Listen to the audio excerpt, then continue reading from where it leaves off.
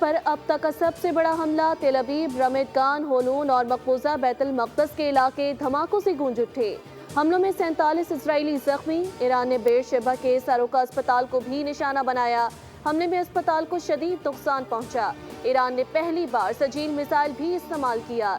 Israeli media के मुताबिक ईरानी missile हमला हालिया हमलों से ज्यादा बड़ा था। इसराइल के ईरान के शहर अराक में आबादियों को खाली करने की वार्निंग। इसराइली हमलों के बाद तेहरान और अराक में धमाके भी सुने गए।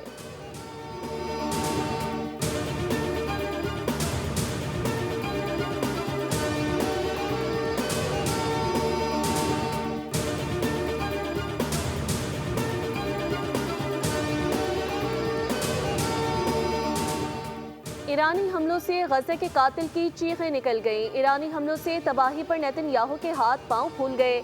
इसराइली वज़ीर आज़म नेतन्याहू का कौम के नाम वीडियो पैगाम बताया, बहुत ज्यादा नुकसान हो चुका, बहुत ज्यादा तकलीफ से सूरत हाल है। ट्रंप की मिन्नतें कर रहे हैं। अमरीकी सदर से मुसलसल राब्ते में हैं। ईरान के हमलों से गासिब रियासत के सैकड़ों लोग जख्मी हो चुके, दर्जनों हलाक।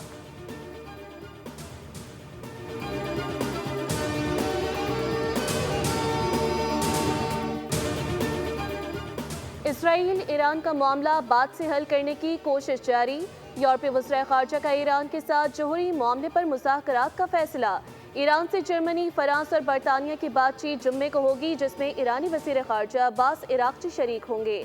मुज़ाकरात जेनेवा में होंगे। अमरीका भी यूरोपीय वज़ीर ख़ारजा के ईरान से मुज़ाकरात पर मुत्तफ़िक़। उधर इसराइल ईरान जंग पर अक़वाम मुत्तहिदा की सलामती काउंसिल का इजलास भी जुम्मे को तलब। इजलास ईरान की दरख्वास्त पर बुलाया गया। सलामती काउंसिल का इजलास बुलाने की ईरानी दरख्वास्त को पाकिस्तान, चीन और रूस की हिमायत हासिल।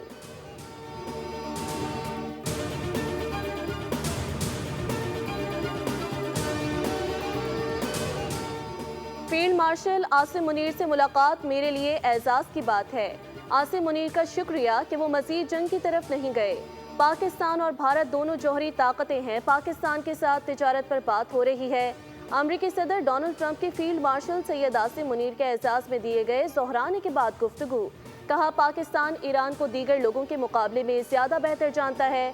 पाकिस्तानी इस सूरत हाल पर खुश नहीं हैं।